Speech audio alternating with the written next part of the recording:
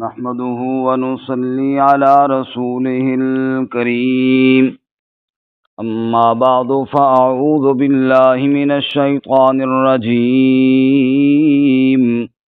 بسم الله الرحمن الرحيم أفمن هو قائم على كل نفس بما كسبت وجعلوا لله شركاء قل سموهم أم تنبئونه بما لا يعلم في الأرض أم بظاهر من القول بل زين للذين كفروا مكرهم وصدوا عن السبيل ومن يضلل الله فما له من هاد لهم عذاب في الحياة الدنيا ولعذاب الآخرة أشق وما لهم من الله من واق مثل الجنة التي وعد المتقون تجري من تحتها الأنهار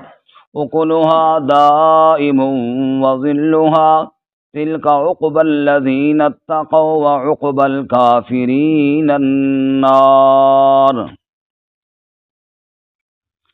أفمن هو قائم على كل نفس بما كسبت کیا پس وہ ذات جو قائم رہنے والی ہے ہر نفس پر جو اس نے کمایا وجعلوا للہ شرکاء اور انہوں نے بنا لیے اللہ کے لیے شریک قل آپ کہہ دیجئے سموہم نام تو لو نہ ان کا ام تنبئونہ یا تم خبر دیتے ہو اس کو بما لا یعلم فی الارض جو وہ نہیں جانتا زمین میں ام بظاہر من القول یا صرف ظاہری بات ہی کرتے ہو بل زین للذین کفروا مکرہم بلکہ زینت دی گئی ہے کافروں کے لیے ان کی چالیں وصدوا عن السبیل اور وہ روکتے ہیں اللہ کے راستے سے ومن یضلل اللہ فما له من ہاد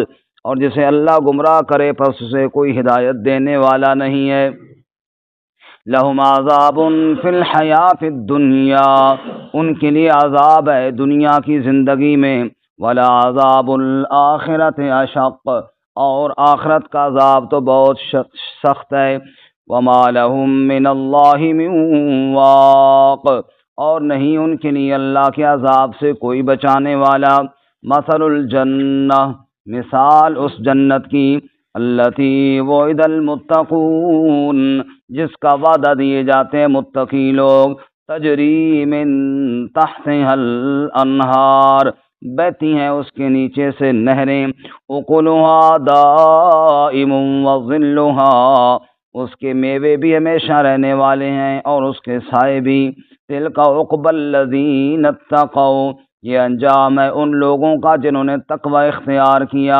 وعقبی الکافرین النار اور انجام کافروں کا آگ ہے سبحان ربک رب العزت عما یصفون وسلام علی المرسلین والحمد للہ رب العالمین اللهم صل على محمد وعلى آل محمد كما صليت على إبراهيم وعلى آل إبراهيم إنك حميد مجيد اللهم بارك على محمد وعلى آل محمد كما باركت على إبراهيم وعلى آل إبراهيم إنك حميد مجيد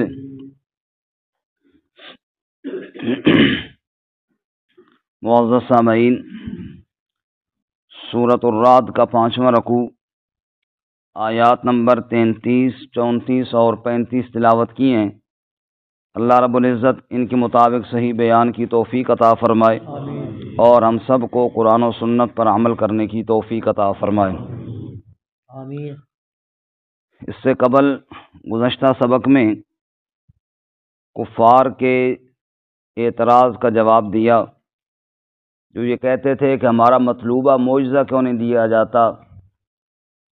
ارشاد فرمایا اگر پہاڑ بھی چلا دیے جائیں اور اگر زمین کو بھی کاٹ دیا جائے، مردوں کو بھی اٹھا کر ان سے بات کروا دی جائے، تو ضدی آدمی پھر بھی ایمان قبول نہیں کرے گا۔ باقی دنیا میں ان پہ چھوٹے موٹے عذاب آتے رہیں گے یہاں تک کہ اللہ کا وعدہ پورا ہو جائے۔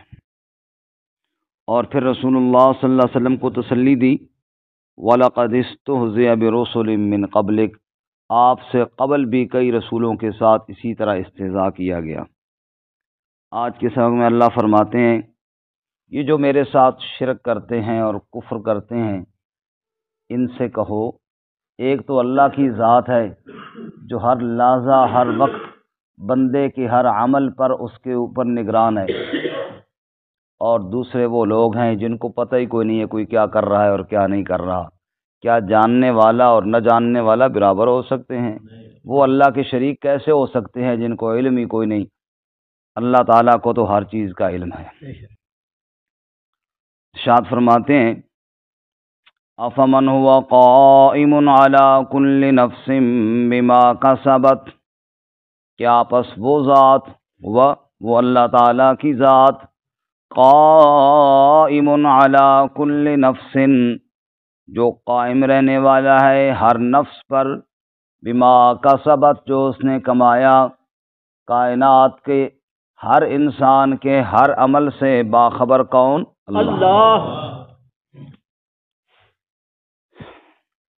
سورۃ المجادلہ میں 28ویں پارے میں ارشاد فرماتے ہیں اللہ تعالیٰ، فرمایا تم دیکھتے نہیں ہو دو آدمی جہاں سرگوشی کرتے ہیں تیسرا وہاں پر اللہ ہوتا ہے، ما یکون من نجوا ثلاثۃ الا هو رابعهم، تین آدمی سرگوشی کرتے ہیں چوتھا اللہ ہوتا ہے، ولا خمسۃ الا هو سادسهم، جہاں پانچ آدمی چھپ کر کوئی مشورہ کرتے ہیں چھٹی اللہ کی ذات ہوتی ہے، ولا ادنا من ذالک ولا اکثر الا هو معهم، زیادہ ہوں یا تھوڑے ہوں، جتنے بھی لوگ ہوں جہاں بھی ہوں اللہ ان کے ساتھ موجود ہوتا ہے، وَهُوَ مَعَكُمْ أَيْنَمَا كُنْتُمْ، وہ اللہ تمہارے ساتھ ہوتا ہے تم جہاں بھی چلے جاؤ۔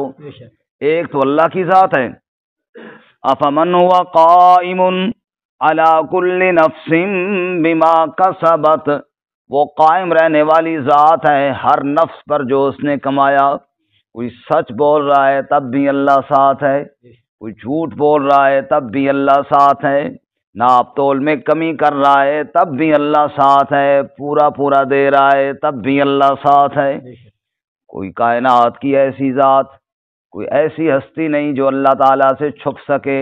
لا تدرکہ الابصار وہو یدرک الابصار، اللہ تعالیٰ کو دنیا والوں کی آنکھیں دیکھ نہیں سکتی، لیکن اللہ کی نگاہ سے کوئی دنیا کی ہستی چھپ بھی نہیں سکتی۔ یہی وجہ ہے کہ حضرت لقمان اپنے بیٹے کو نصیحت کرتے ہوئے فرماتے ہیں، سورہ لقمان میں ہے، یا بنی انہا ان تک مثقال حبۃ من خردل فتکن فی صخرۃ او فی السماوات او فی الارض یأت بها اللہ، اے میرے بیٹے اگر کوئی رائی کے دانے کے برابر چھوٹی سے چھوٹی چیز ہو، پتھر کی کسی چٹان کے اندر چھپی ہوئی ہو، ساتوں آسمانوں میں سے کسی آسمان کے کونے کے اندر پڑی ہوئی ہو، یا زمین کے کسی حصے کے اندر چھپی ہوئی کیوں نہ ہو، ساری کائنات سے تو چھپ جائے گی، یأت بها اللہ،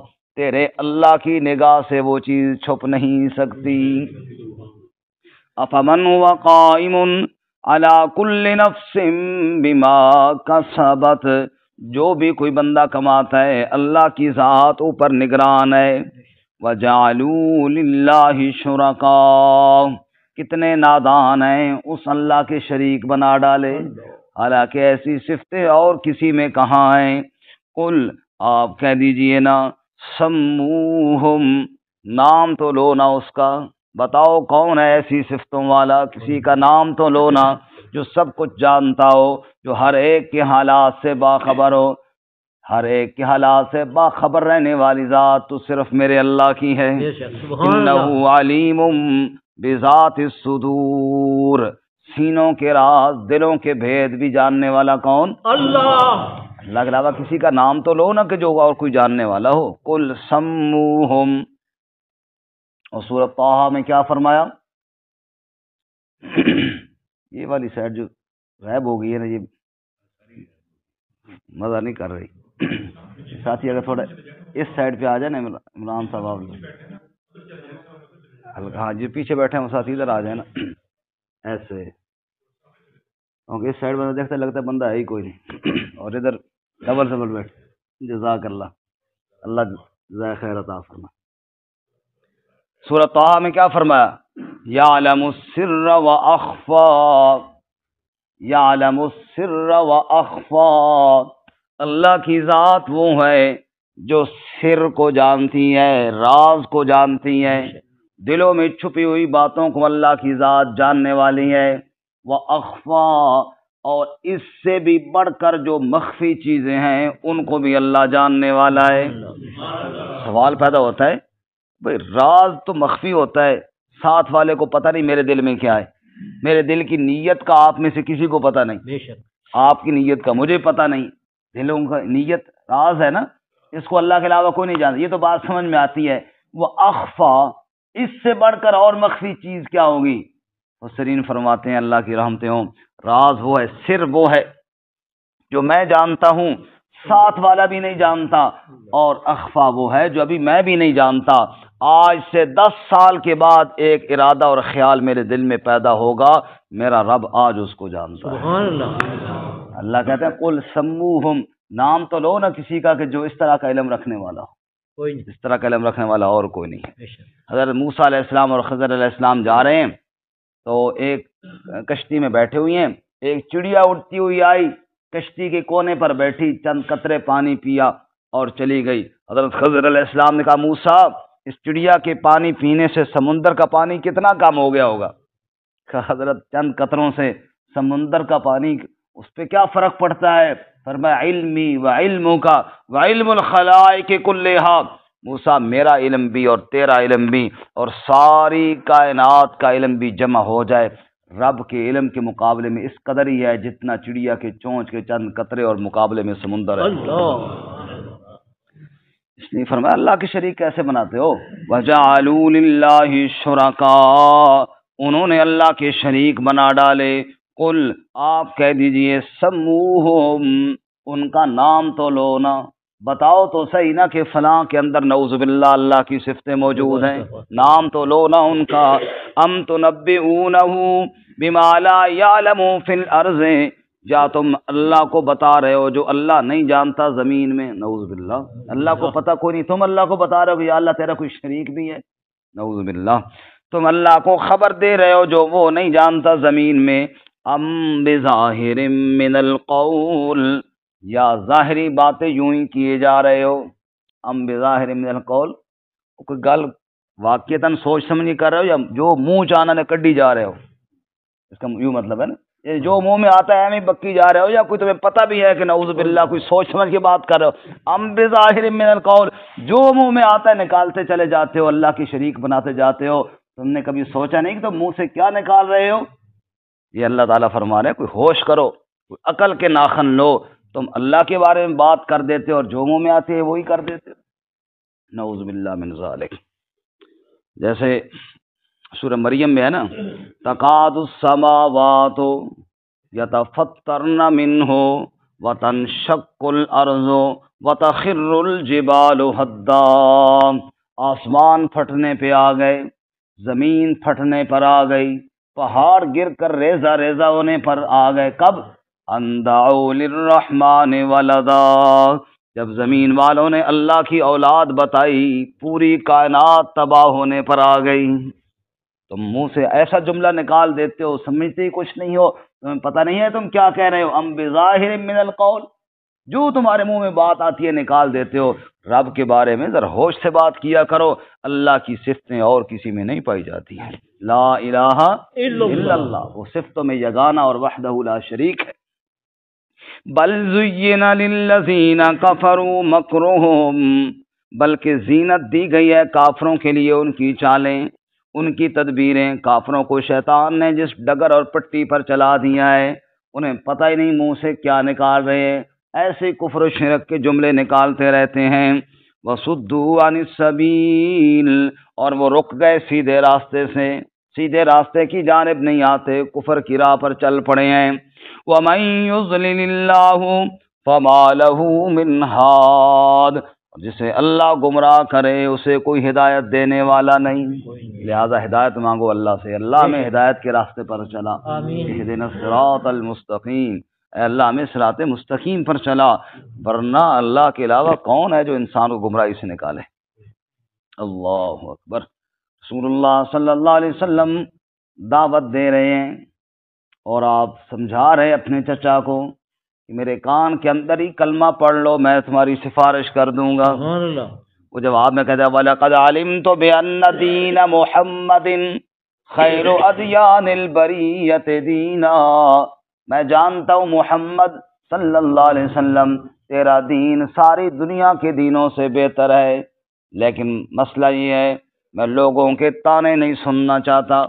لوگ کہیں گے باپ دادا کا دین چھوڑ دیا ہے، اخترت النار وترکت العار، مجھے نار پسند ہے لیکن عار پسند نہیں ہے، لوگوں کے تانے پسند نہیں ہے۔ اللہ نے قرآن میں فرمایا انک لا تہدی من احببت ولکن اللہ یہدی من یشاء، میرے محبوب جسے آپ چاہیں اسے ہدایت نہیں ملتی، ہدایت تو میرے اختیار میں ہے، ولکن اللہ یہدی من یشاء۔ حضرت بلال رضی اللہ تعالیٰ عنہ ایک دفعہ آنسو بہا رہے تھے، دوستوں نے پوچھا بلال کیوں رو رہے ہو؟ جواب دیا خوشی میں رو رہا ہوں، اور میں کہتا ہوں میرے مالک شکر ہے تو نے ہدایت اپنے پاس رکھی ہے، ورنہ بلال جیسے غریب کو کون ایمان دیتا؟ میری تو باری کوئی نہ آتی، میری تو باری کوئی نہ آتی، مجھے کون پوچھنے والا تھا، لیکن میرے مالک تو نے ہدایت اپنے پاس رکھی ہے۔ یہ وڈیرے سردار تو رہ گئے لیکن حبشے کا غلام نبی کی قدموں میں آ کر اتنا بلند ہو گیا چلتا زمین پر ہے، اللہ فرشتوں کی آہٹ جنت کے اندر سناتے ہیں، اللہ قدموں کی آہٹ فرشتوں کو سناتے ہیں، پاؤں کی آہٹ سناتے ہیں، اتنا مرتبہ اللہ تعالیٰ نے عطا فرمایا۔ خیر اس لیے فرمایا وَمَن يُضْلِلِ اللَّهُ فَمَا لَهُ مِنْ هَادٍ، اللہ جسے گمراہ کرے اسے کوئی ہدایت دینے والا نہیں۔ اللہ سے ڈرنا چاہیے، اپنے اعمال پر ناز نہیں کرنا چاہیے، ہر وقت اللہ سے ڈرتے رہنا چاہیے، یا اللہ کہیں میں بھٹک نہ جاؤں، کہیں میں پھسل نہ جاؤں، اے اللہ تو اپنی حفاظت میں رکھنا۔ شیخ زکریہ رحمۃ اللہ علیہ کی کتاب ہے ام الامراض، ام الامراض چھوٹا سا رسالہ ہے تکبر کے بارے میں، بڑا ہی خوبصورت رسالہ ہے جی، وہ ضرور پڑھیے۔ اس میں شیخ ابو عبداللہ اندلسی کا واقعہ لکھا ہے جو ہلا کر رکھ دینے والا ہے۔ شیخ ابو عبداللہ اندلسی ایک بڑے شیخ تھے، مفسر تھے، محدث تھے، لاکھوں انسان ان کے مرید تھے جن کی وہ رہنمائی کرنے والے تھے، لیکن جاتے جاتے کیا ہو گیا، ایمان دل سے رخصت ہو گیا اور عیسائی مسلک قبول کر لیا۔ مریدین سے اور دوستوں سے کہا تم جاؤ میں نہیں جا سکتا۔ پھر کیا ہوا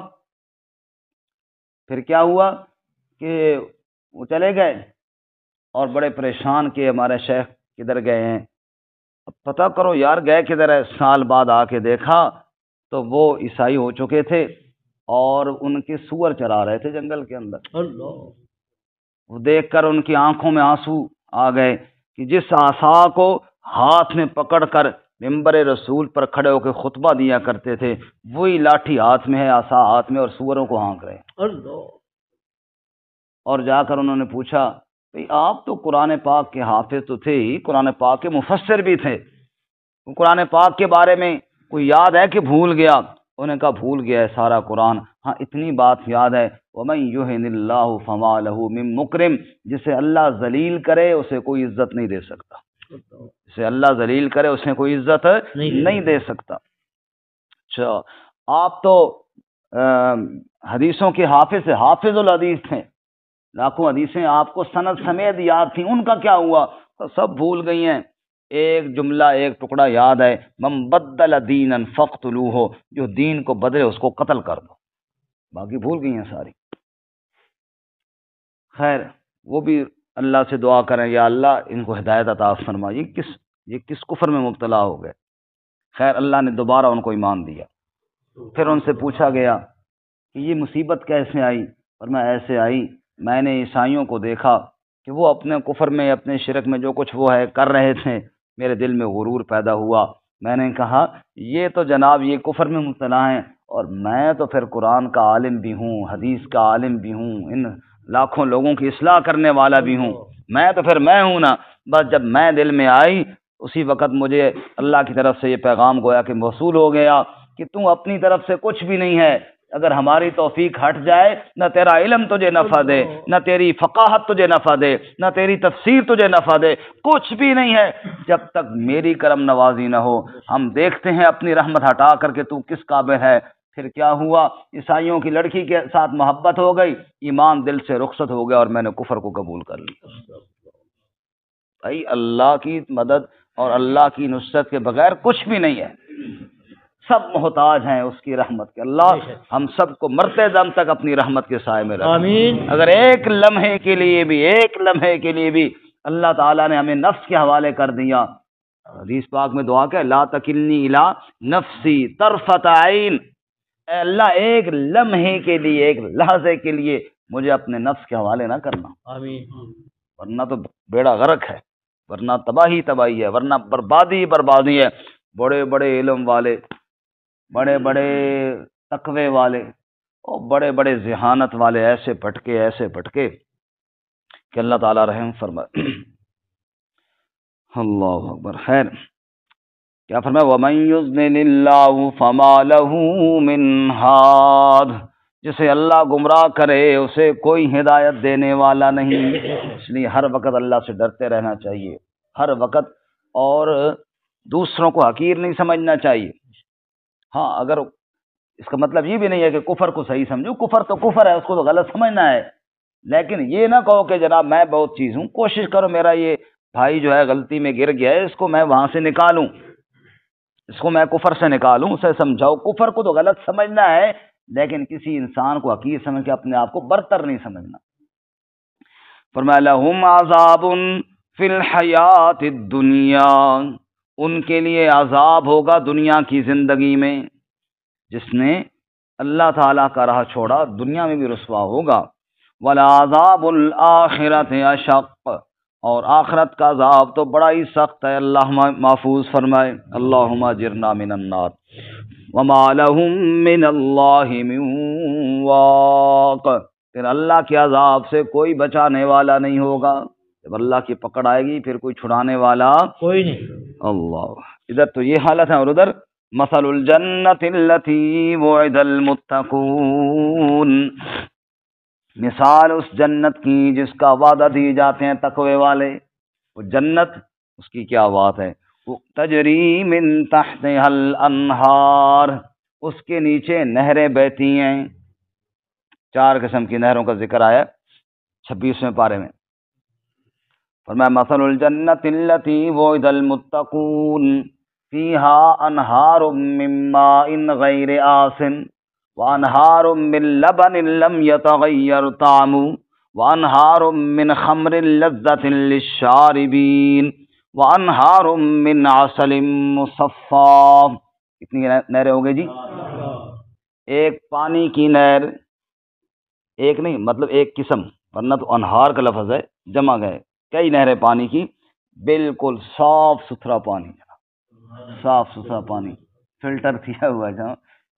فرمایا صاف ستھرے پانی کی نہریں بہ رہی ہوں گی۔ نمبر 2 دودھ کی نہریں، نمبر 3 خالص شربت اور شراب کی نہریں، اور نمبر 4 شہد کی نہریں۔ سبحان اللہ۔ یہ 4 قسم کی نہریں بہ رہی ہوں گی۔ فرمایا جنت کی تو کیا ہی بات ہے، تجری من تحتها الانہار، اس کے نیچے نہریں بہتی ہوں گی، اکلها دائم وظلها، اس کے میوے بھی ہمیشہ رہنے والے، اس کے سائے بھی ہمیشہ رہنے والے۔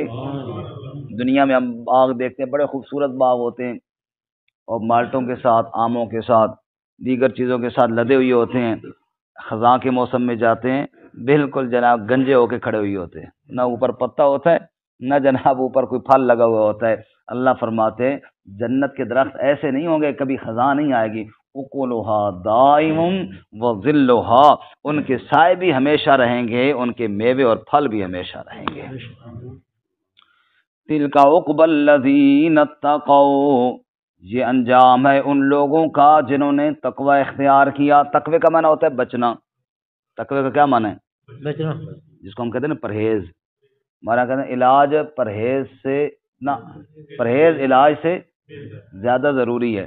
ایک آدمی پرہیز نہیں کرتا، راجہ سرفراز صاحب کی طرح چینی کھایا جاتا ہے، پھر کہتا ہے جناب خیر ہے کوئی نہیں، تو پھر کیا ہو جاتا ہے؟ پھر مسئلہ خراب ہو جاتا ہے۔ تو پہلے پرہیز کرنا چاہیے اور پھر جناب علاج گولی کھانی چاہیے، تو پرہیز ضروری ہے۔ اللہ تعالیٰ فرماتے ہیں پرہیز ضروری ہے۔ جنہوں نے پرہیز کیا نا، کس چیز سے پرہیز؟ کفر سے پرہیز، شرک سے پرہیز، تکبر سے پرہیز، غرور سے پرہیز، جھوٹ سے پرہیز، ان تمام چیزوں سے اپنے آپ کو بچا بچا کے جو بندہ گزر گیا نا، وہ ہے تقوی والا۔ جیسے کانٹے دار جھاڑیاں دونوں طرف ہوں، بیچ میں چھوٹا سا راستہ ہو، بندہ اپنا لباس بچا بچا کے گزرتا ہے نا، اسی چیز کا نام ہے تقوی۔ اپنے آپ کو بچا بچا کے جو گزر گیا وہ ہے تقوی والا۔ تلک عقبی الذین اتقوا، یہ جو جنت کا ذکر ہوا نا، یہ تقوی والوں کو ملے گی۔ اللہ ہمیں تقوی نصیب فرمائے۔ آمین۔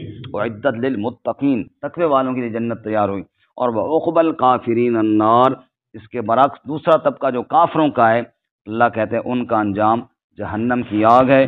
اللہ تعالیٰ ہمیں کفر سے محفوظ فرمائے، ایمان پر خاتمہ فرمائے۔